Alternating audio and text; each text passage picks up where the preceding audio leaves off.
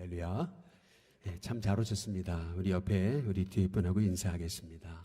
오늘도 승리하셨습니다. 우리 같이 인사하겠습니다. 우리 옆에 우리 뒤에 분하고 또 인사하겠습니다. 십자가로 승리합시다. 우리 마지막으로 이렇게 인사해 보겠습니다. 부활의 증인 됩시다. 우리 같이 인사해 보겠습니다. 인생이 살아있다라고 하는 것은 단지 그냥 숨쉬고 호흡하는 걸 가리켜서 살아있다고 얘기하지 않죠. 사람이 살아있다라고 하는 것은 살아있는 사람은 목말라 하고 또 주려 합니다. 단지 그냥 목숨이 붙어 있는 것을 가리켜서 우리는 산다라고 이제 말하지 않죠. 우리가 살아있다면은 무언가에 우리는 목말라 할 것이고 또 주려 할 것입니다. 아마 어떤 사람은 세상 것에 주려 하는 사람, 목말라 하는 사람이 있을 거고, 또 어떤 사람은 술에, 또 어떤 사람은 여자에, 또 어떤 사람은 자리에, 어떤 사람은 세상의 인정에 목말라 하는 사람들이 있겠죠. 그렇다면 우리는 무엇에 목말라야 되겠느냐는 것이죠. 오늘 말씀의 26절에 보면 예수님이 내가 목마르다라고 이렇게 말씀하시거든요.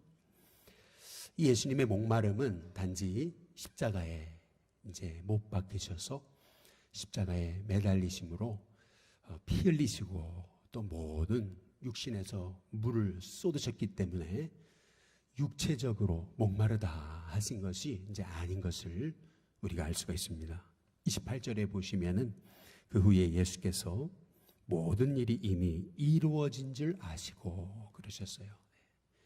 여기서 말하는 그 후에란 뭐냐면은 예수님이 십자가에 달리시기 위해 사람들에게 조롱받으시고 배신당하시고 또 채찍질 당하시고 또 뺨에 손으로 맞으시고 그리고 손에 못 박히시고 발에 못 박히시고 십자가에 매달리신 후에입니다. 이 모든 것 후에 예수님은 모든 일이 이미 이루어진 줄 아시고 라고 말씀하세요. 모든 것이 다 이루어졌는데 왜 내가 목마르다 라고 말씀을 하시는 겁니까? 예수님의 목마름은 육체적인 그런 목마름이 아니었던 것을 알 수가 있습니다. 예수님의 목마름은 자신을 위한 목마름도 아니셨죠.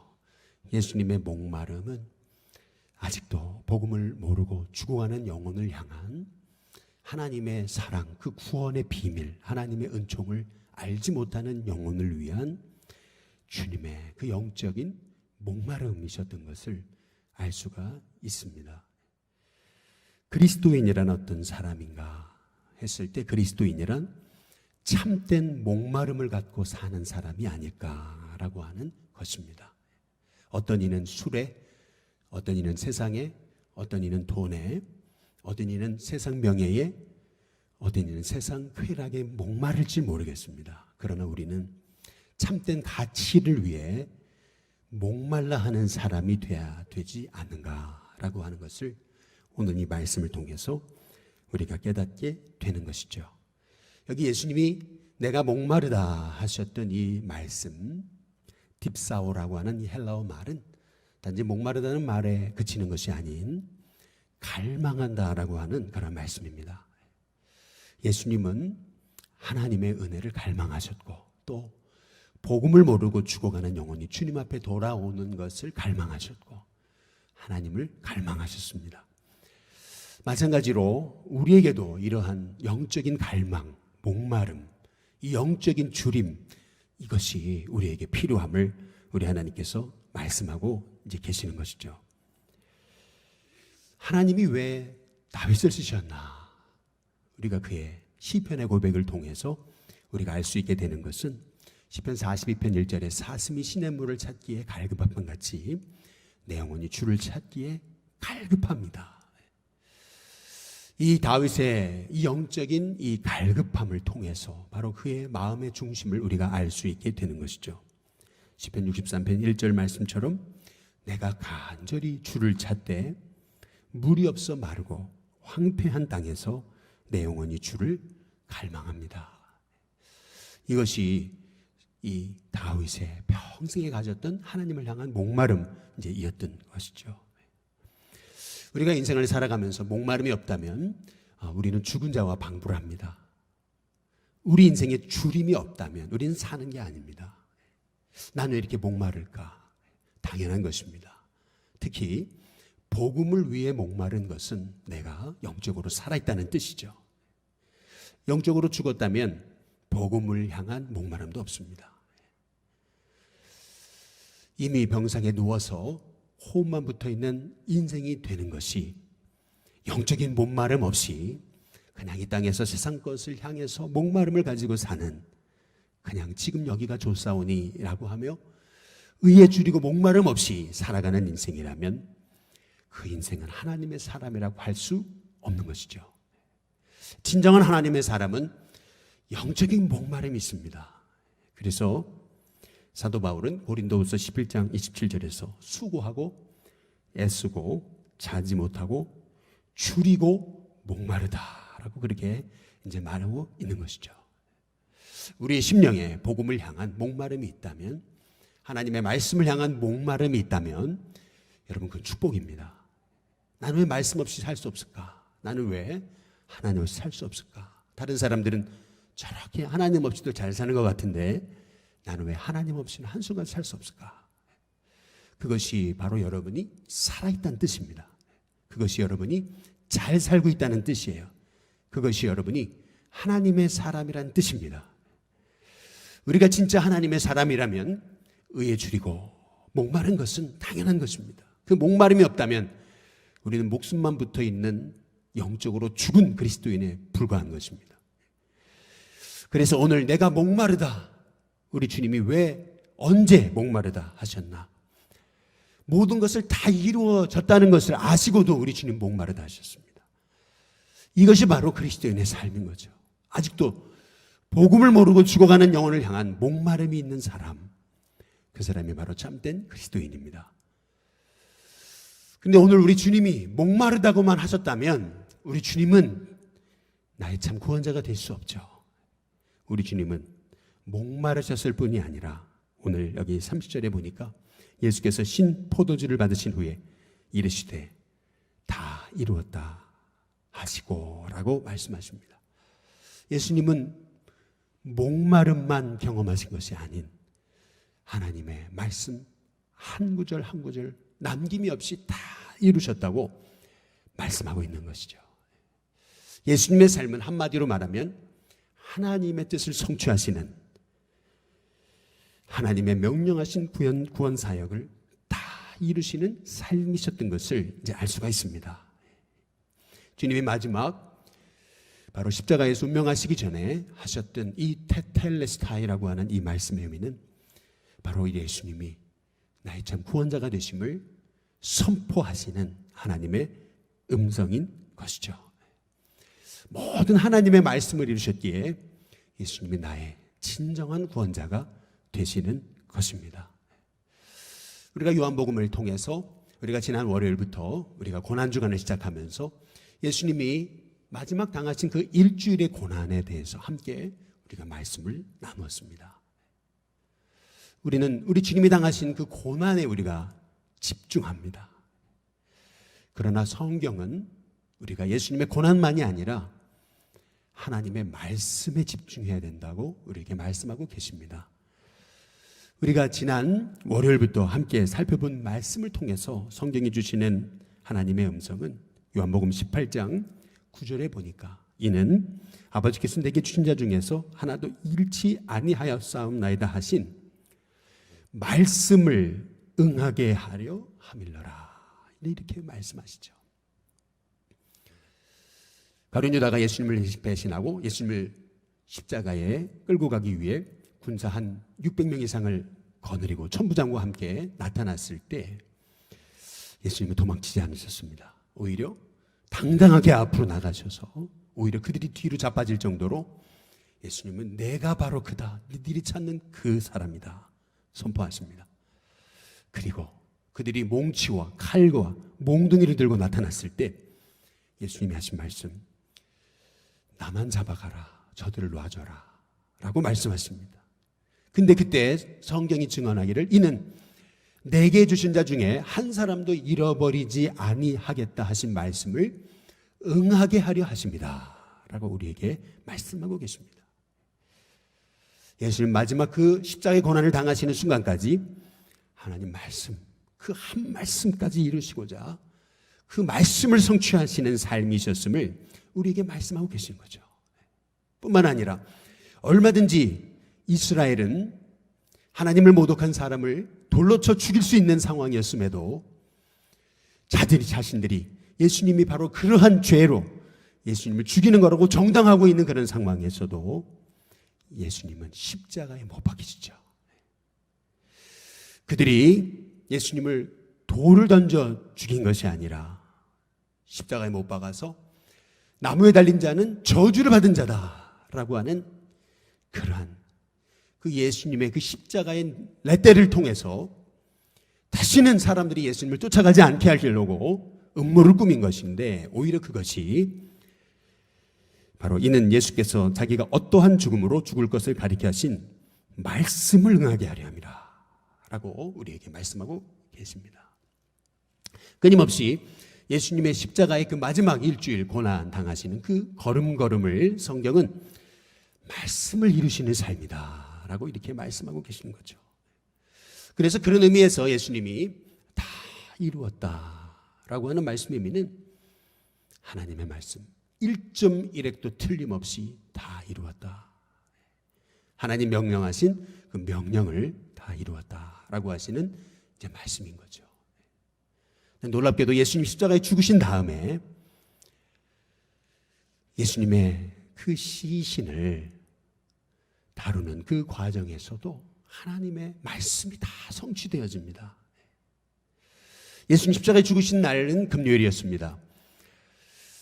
유대인들은 모세율법에 의해서 그들을 더럽히지 않으려면은 나무에 매달은 그 시체를 반드시 나무 위에서 내려야만이, 그래서 장사를 치러야만이 저들이 더럽힘을 받지 않는다고 생각했습니다.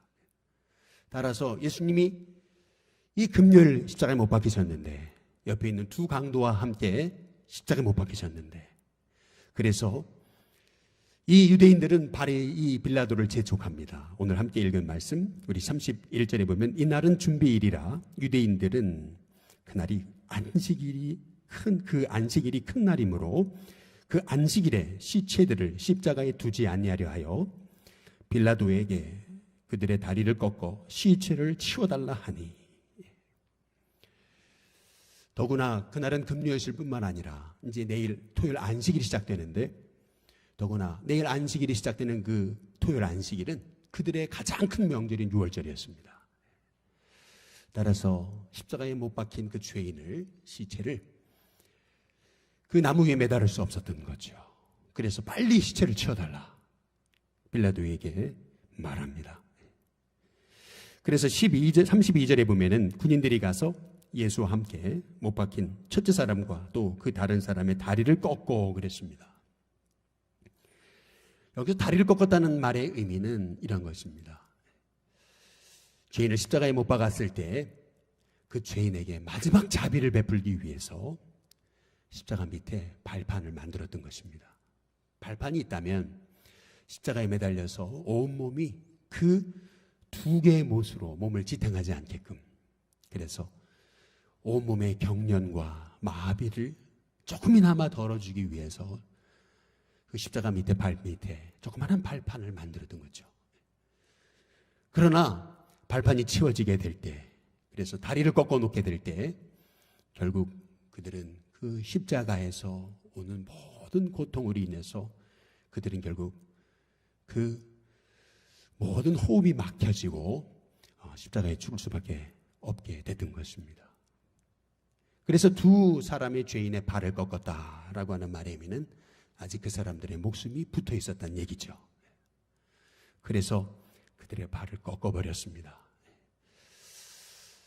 아마도 로마의 군인들은 그냥 살며시 다리를 꺾지 않았을 것입니다. 그들의 그 군홧발로, 그 철이 박힌 군홧발로 아주 사정없이 발을 꺾어버렸을 것입니다. 그런데 오늘 말씀해 보니까 33절에 예수께 이르러서는 이미 죽으신 것을 보고 그랬습니다. 다리를 꺾지 아니하고.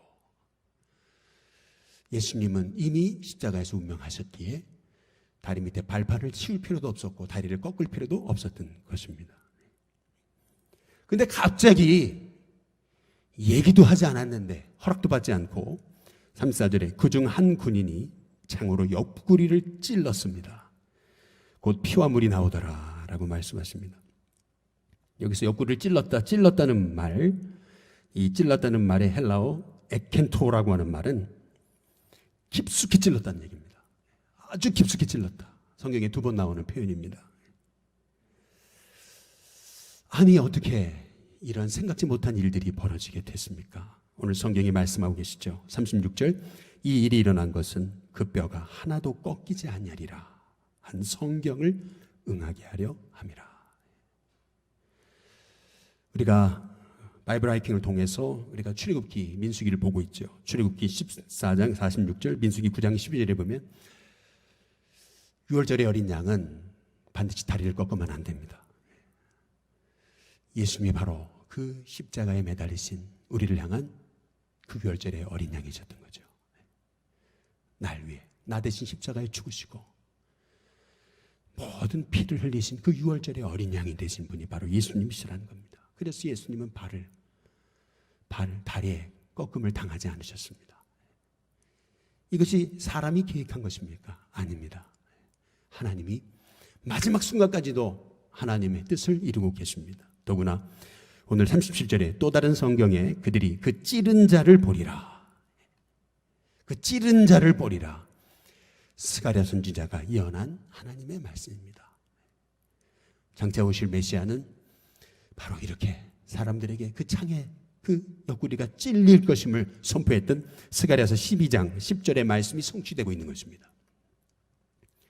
오늘 이 말씀을 통해서 우리가 알 수 있는 것이 있습니다. 예수님의 마지막까지 그 삶이 하나님의 말씀을 성취하시는 삶이셨습니다.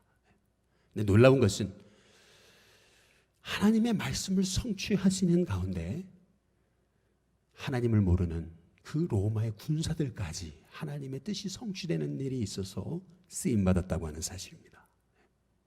이것이 의미하는 것이 무엇입니까? 하나님은 하나님의 뜻을 이루시려고 생각지 못한 사람을 통해 하나님은 지금도 일하신다는 것입니다. 또한 하나님의 백성들이 하나님의 말씀을 행하지 않을 때 제자들은 다 주님 곁을 떠났습니다. 그러나 그때 하나님의 뜻을 이루어가는 하나님의 종이 없어도 돌들이라도 일어나 소리치게 하시는 분이 하나님이시라는 것입니다. 결국 요한복음 1장에 말씀이 육신이 돼서 우리 가운데 거하심에 말씀이 그리스도인의 삶이 되어야지만이 말씀을 따라 사는 사람 하나님의 사람이 되어야지만이 그를 통해서 하나님의 영광을 세상이 보게 될 것이라는 것입니다. 말씀이 육신이 되어 우리 가운데 거하심에 우리가 그의 영광을 보니 아버지 하나님 독생자 영광이요 은혜가 진리와 충만하더라. 언제 우리가 하나님의 뜻을 드러내는 하나님의 종이 될 수 있겠습니까? 바로 우리의 삶 걸음걸음이 말씀을 이루는 삶이 될 때만입니다. 우리가 말씀을 이루지 않으면 하나님은 돌들이라도 일어나 소리치게 하실 것입니다. 저와 여러분이 이 마지막 고난주간 이 새벽기도회를 열면서 우리의 마음에 품어야 될 것은 하나님, 우리도 그 주님의 말씀 따라가는 인생이 되게 해 주시옵소서. 참 말씀으로 오시고 참 말씀을 성취하신 예수님, 이제는 그 말씀 따라서 오늘도 우리가 살게 해 주시옵소서. 내 어떤 기분이나 감정이나 내 인생의 헛된 목적을 따라 사는 인생이 아닌 참 주님의 목마름을 가지고 주님이 다 이루었다 말씀하신 것처럼 우리도 그 말씀 따라 그 말씀을 우리의 삶에 성취하며 살아가는 하나님의 종이 되게 해달라고 기도할 때 저와 여러분을 통해서 주님이 영광 받으시는 은혜가 있게 될 줄로 믿습니다. 바라기는 저와 여러분의 삶에 하나님의 말씀이 하나 하나둘씩 내 삶을 통해 이루어가 주시옵소서. 이것이 이 고난주간, 이 마지막 새벽 기도회에 저와 여러분의 고백이 다 될 수 있게 되기를 주님의 이름으로 축복합니다.